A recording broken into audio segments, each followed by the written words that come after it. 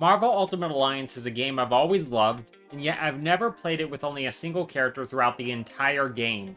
I didn't even know until very recently that solo runs weren't particularly uncommon. I got a suggestion to beat this game solo, and that does sound like a fun time to me, but I'd like to spice it up a bit with something different.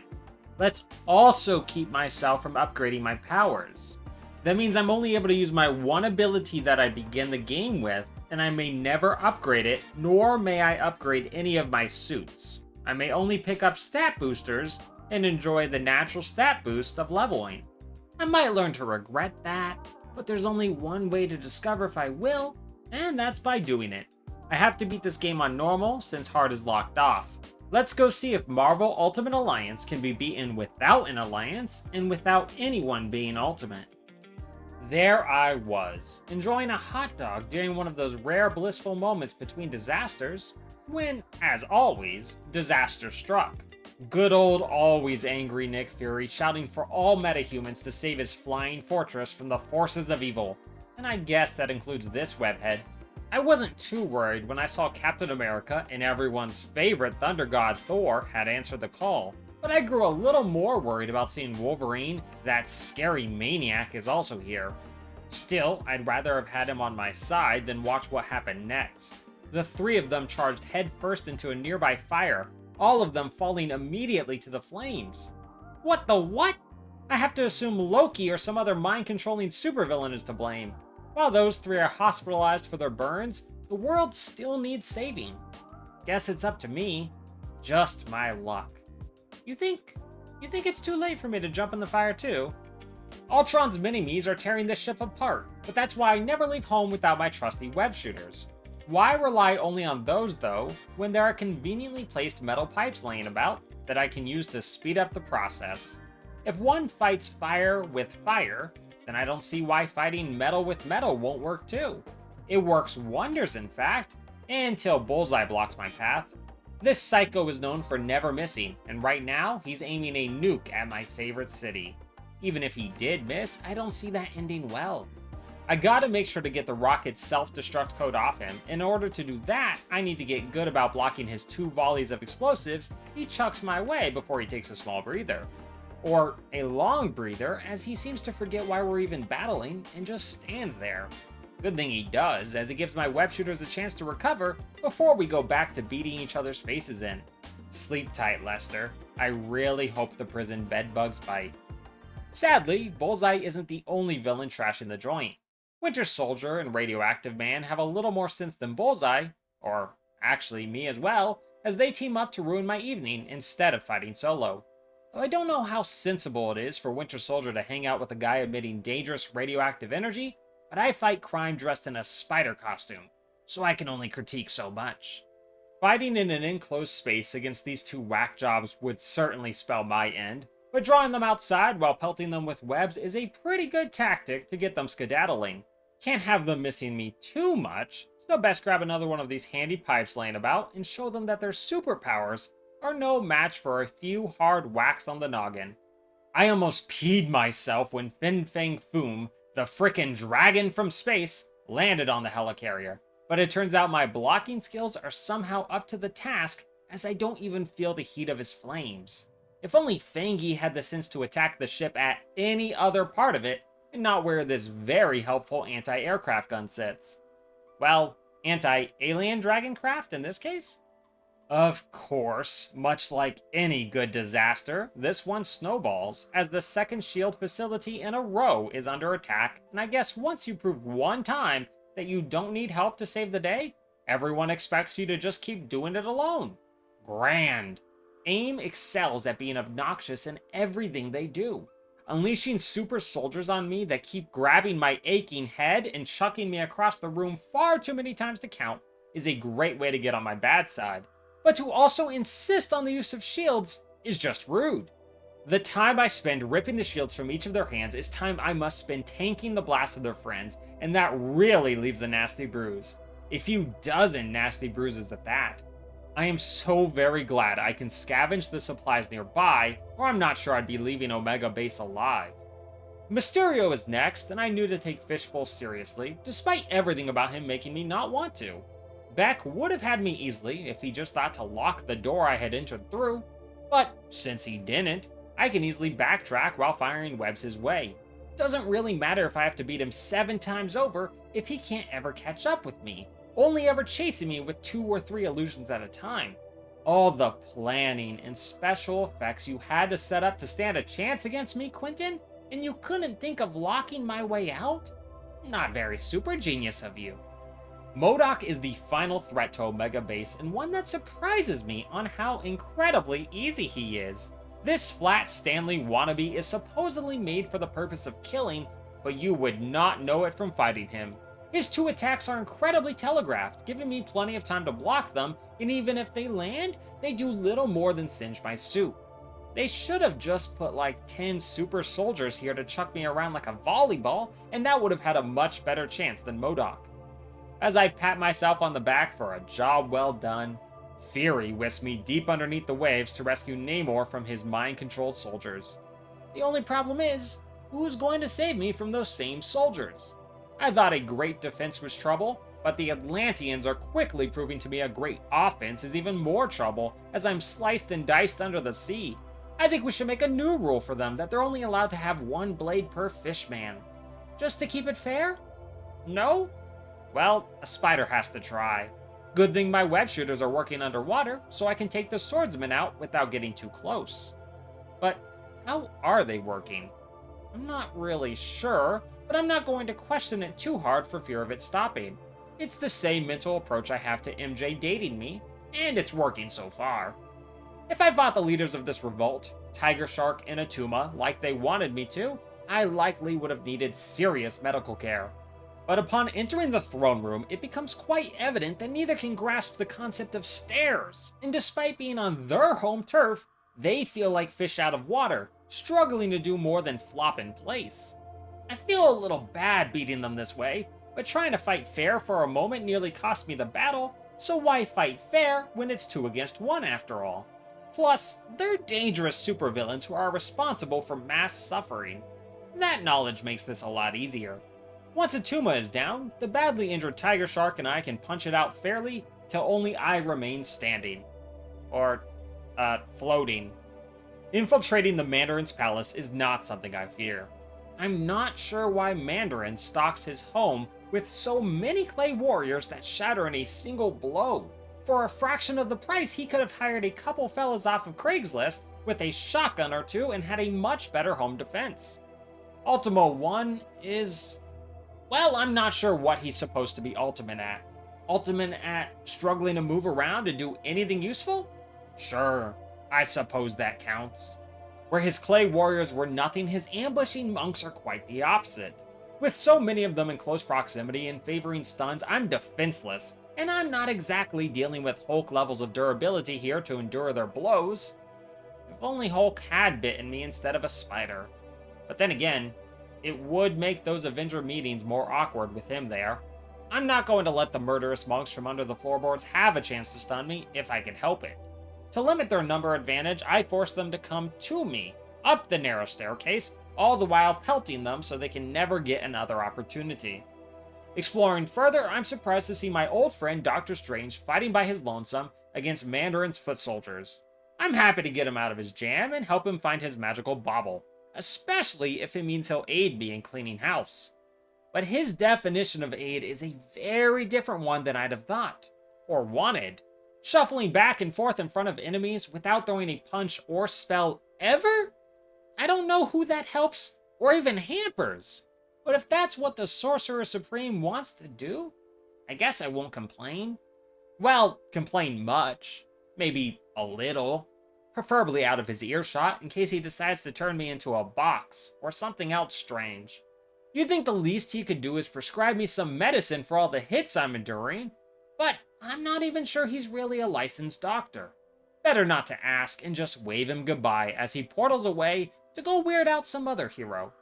I wouldn't mind though if he'd come back to help me against the master of the house, as I dearly need it. When I was told we were going after Mandarin, I chuckled a little at the idea of him being a threat, but boy was I wrong to do that. It's very obvious why. Getting close, and he'll let loose a whirlwind that sends me flying. Stay at any other direction, and he will switch between his two beam attacks. One, a fire beam that sends me flying backwards, and one, an ice ring that freezes me in place. Both hurt, and both take away my ability to do anything if I'm hit. The fire ring can be blocked, but the ice ring can only be dodged. The problem is, I can't get quite a handle on when he will do what, and my health plummets as I fail to avoid the beams. If he hits me with fire, I'm stuck on the ground long enough for him to freeze me, and then hit me with fire again before I can unfreeze. That's a lot of time I'm incapacitated, meaning a lot of damage I can't avoid. He takes me down 9 times, almost one loss for every one of his rings, but I refuse to stay down. No one's around to take my shift if I did after all. I thought he was firing randomly, when in actuality, he's firing one fire blast followed by an immediate ice blast. Wait just a moment and he will let loose another fire blast, a few seconds of shuffling around, and then he will shoot a freeze blast followed by an immediate fire blast. Then wait a few more seconds and repeat the whole cycle of that.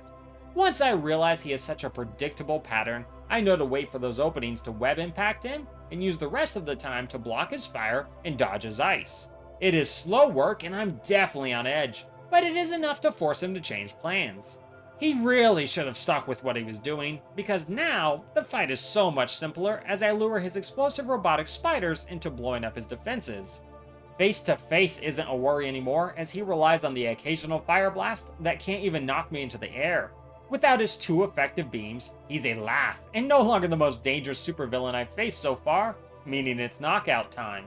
Returning to base, look who it is! Strange is not much of a helper in combat, but he makes an excellent host. You think he can make me mini sandwiches? I take back half the bad things I said about him. Only half, because he's not coming with me when I'm sent into Doom's castle to save Nightcrawler and Jean Grey.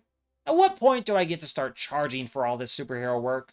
There's no way I'm making my rent this month. Not that I normally do. Doom has filled his spooky castle with Doombots, the narcissist that he is, and they're quite good at living up to the name. I-beams non-stop make for a very overheated Spidey. Taking a cue from my days in high school, with Flash Thompson leaving me hanging with the nastiest wedgies, I use my webs to leave the bots in a similar situation while I bash them apart. Less eye lasers that way, you know? The nice thing about this rescue mission is how quickly I can find Jean Grey. The really bad thing is she's trying to kill me. Not exactly what I'd call grateful. Come on, Jean, let's talk about this. I'll wash your X-Plane for a month if you stop trying to murder me. Pretty please? Despite her ignoring my pleas, running all over the castle, Scooby-Doo style, while webbing her all the while is enough to stop her. But that's not the end of my troubles. First, I still need to rescue her. Second, this isn't actually Doom's castle. Normally, that's great news. But it's actually Murderworld. Maybe the one place I'd like to be less. Maybe. I'm stuck here with no way back, badly injured from my fight with Jean, while my only company are murderous clowns and robots trying to tear my skin off. It's messed up how much of a standard Friday this is for me. My only advantage is the clowns don't want to climb up all these steps to reach me, turning back if they get too high up. Yippee for lazy murder clowns as I whittle down their health with web bullets.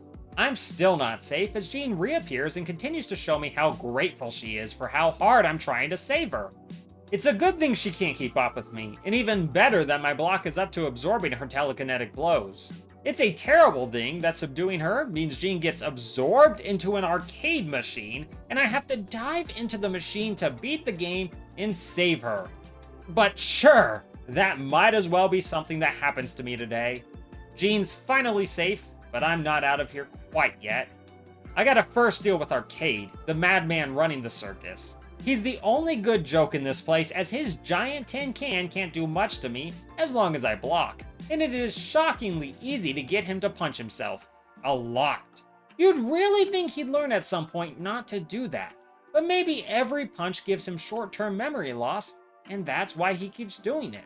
Whatever his reason, I'm finally out of Murderworld. I'd give the theme park 1 out of 5 stars. Awful experience overall, but the man really ran with his theme, and that's gotta be respected a little bit. Funny enough, Hell itself is a cakewalk compared to Clownland. Helps that Mephisto never invested in handrails to protect his forces from being flung off the side. I am momentarily uncertain how to proceed when I come across an imprisoned Ghost Rider, who can only be freed if I take his place. I definitely need a nap, and I'm tempted to take the offer, but Daredevil's already dressed for the part, and he portals in to take Ghost Rider's place. Well, damn. I was already here to save Nightcrawler, but sure, what's one more responsibility for me to shoulder? Oh, and look! Jean Grey has been recaptured too. I know they're the captured ones, but why do I feel like the one with all the bad luck? I don't feel like that much longer though, when I realize I have to choose between Nightcrawler or Jean Grey. Only one can be saved, the other will die. I have to make a choice, or both will die. I saved Nightcrawler, condemning Jean to the lethal fall. Too often, great responsibility feels much too great, and it's always unfair. For forcing me into that awful choice, I need to put my fist through Mephisto's smug, demonic face. But in order to do that, I'll have to brave a trial of endless demons. This horde is overwhelming to say the least, and my options are few. I'd say this is a hellish experience, but that's a little too on the nose. But then I remember. Forget the imps and the flyers. All I have to do is locate a fire giant and rip away its sword. These swords allow me to cleave through the forces of hell like a scythe through wheat. When enough demons fall, I make a break for the opened portal and come face to face with Mephisto. Mephisto is not the worry that you'd think a demonic lord of hell would be. Mainly because he and his pawn of Jean Grey's soul have one glaring weakness. They're afraid to step in fire. An unexpected weakness indeed. I can easily maneuver around these fiery rocks, and so could they, but they seem to often forget that they can, instead just letting me slowly web shoot them. This does feel a tad unfair, but when I encourage the demon to get over to me so I can punch him in his stupid face like I wanted, I quickly realize being so close does not favor me, and he keeps forcing me to flee. It's almost sad how simple it is to get Mephisto back to the other side and watch him instantly forget how he ever got over here before. This grants me a hollow victory as Jean sacrifices herself, temporarily banishing Mephisto and giving us our portal out of here, which saves Daredevil as well. Nearly every second I spent with Jean was me being attacked by her, but from her perspective, every second of it was her being possessed by some sinister sicko. I can only hope that she found some peace as she took back control in the end. From hell I'm delivered to heaven. Just the Norse version of it at that. Asgard has been overrun, and when literal gods are losing, sure, might as well send me in to do what they couldn't. Fury knows I'm the friendly neighborhood Spider-Man, right? I'd say this was out of my pay grade, but oh yeah, I'm not getting paid. I'll try not to think about that as I go up against the Wrecking Crew. These four sure seem like some kind of gag made for pro wrestling, but because the universe loves its dark jokes, all four have been imbued with godly strength. Not godly intelligence, thankfully, as they can't figure out how to keep up with me as I web-sling around this arena, webbing them all the while. Webs won't be good enough alone, and these guys are pretty durable, which means they can afford to tank an axe to the abdomen. That should cut them down to size. That opens the Bifrost Bridge for reinforcements, but I'm already on the move, tearing through the troll forces with their own weapons. I figure at this point, if I stop, I won't get moving again, so better not stop. I feel Loki's invasion would have better luck if he thought out the consequences for making his men a certain size. This is why it's important to stretch. All those big muscles, and yet he can't even bend over to fit through the doorway. Tisk tisk. I'm puzzled on how I'm going to get past this magical barrier that requires two to turn it off. But thankfully, Cap is healed enough to join me for a second and turn it off. Sure, every foe in the building is already unconscious, so he's no help there, and he leaves the moment the barrier is down, but it's better than nothing. Shocker and Rhino are working together to stop me from saving Heimdall, but it turns out just because they're in the same room doesn't mean they're actually going to fight together. I always heard that rhinos have bad eyesight, but a quick internet search suggests that's not supported by evidence. So I don't know what the rhino's excuse is for not noticing me beat down on Shocker just 20 feet away. I know he's not the brightest supervillain, but this is worrisome behavior. Clearly, he never recovered from his last beatdown. Lizard and Scorps are on guard duty for Tyr, and they're far too close together to try for the same tactic. But that's alright, the environment will be help enough. I will get beaten badly if I try to engage them both in a straight up fight, but the heated ground keeps them from trying to reach me, much like my earlier battle with Mephisto. Except, the cold-blooded lizard might like the heat a little too much, as he keeps finding himself stuck in the flames. There is such a thing as too much of a good thing, lizard buddy, and this is one of those cases. I assume this is his equivalent of a really nice hot shower. Well, I hope he enjoys his spa day as the fire knocks him out, leaving Scorps ready to get squashed. It's really nice to see so much of the gang, but without Gabi or Otto, they really aren't living up to their very low potential, are they? How sad. That leaves Loki as the last supervillain standing. He's a god of evil. I'm a man in a spider costume who is more at home catching cat burglars in Chinatown. So you'd be as surprised as I am how wonderfully easy this proves to be for me, given all that. All I have to do is block his powerful lightning chain attack, and that's it. That is the only dangerous move he actually has, and it's so easy to block, making the fight a laugh. You could say that's because it's a trick where he only pretends to lose, so he can use me to unlock the indestructible destroyer armor for him, but he loses even faster in that second bout. My only worry was how I was going to do some of the puzzles to collect the key sword since I'm alone, but 3 random Vikings appear to help me in the place of my normal teammates. Never met them before, and I never saw them again, but I'm happy for the help. Thanks, random dudes! With Loki beaten, Doom, now imbued with Odin-level power, is here to doom me. I'm certain this is the end, but suddenly I'm whisked away to safety by the biggest head I've ever seen. I mean, the Watcher's not just a huge head, but I promise you, that is the main thing you're going to remember about him. He's yet another person sending me into great danger by my lonesome. This time, for his grocery list. Specifically ingredients on how to undo deity-level doom. In order to get the first ingredient, we need to battle what feels like the entire Shi'ar Empire. Good thing like the trolls and Vikings before them, they too have stealable weapons, or I could have been here for way longer. Walking on the outside of a spaceship is such a weird new experience that I'm almost glad to get jumped by 2 superpowered foes and be on the brink of defeat, as that feels much more familiar to me.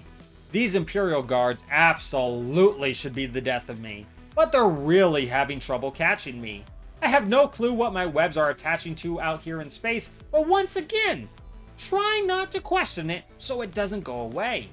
Besides my vital webs, the other reason I can survive 12 straight minutes of these 2 is that I snagged Mephisto's heart when I was in hell. Absolutely disgusting? Absolutely. Provides me with a low rate of healing based on the damage I'm doing? Yes. And it's not like Mephisto's ever using his heart, so it's fine. As of yet, my survival has been owed to my web slinging, as it's provided me essential distance from supervillain after supervillain. Which is why it's so incredibly unfortunate that the second duo of Imperial guards are in a narrow corridor that prevents me from web slinging. Even more embarrassing because these 2 aren't even worth learning their names. I still only think of them as Whip-Obsessed Lady and Rent-A-Colossus. Neither of them let up, and I'm not going to be able to outblock everything they do if I try to fight them outright. But if I roll throughout the whole corridor, back and forth, constantly shooting webs in their direction, my odds still don't look good. But since Daredevil isn't showing up to sacrifice himself for me again, I don't have much choice but to get back up and hope my webs will be enough. Unless, Matt, you there somewhere? No? Had to ask.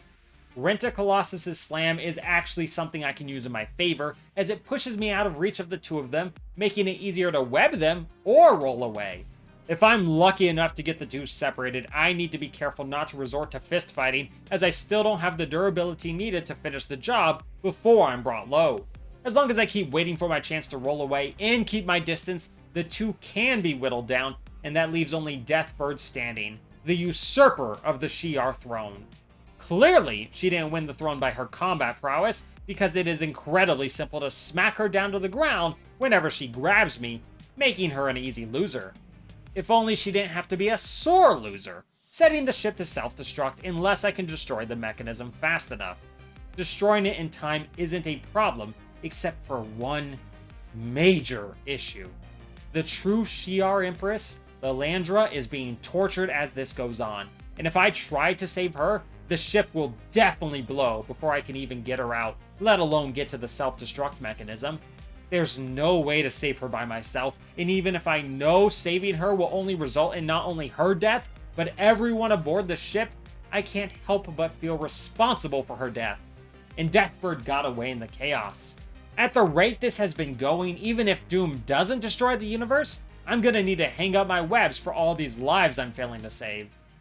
Though we all know there's far too much counting on me right now to quit, as I'm portaled to the Skrull homeworld as it's under attack by the World Devourer Galactus.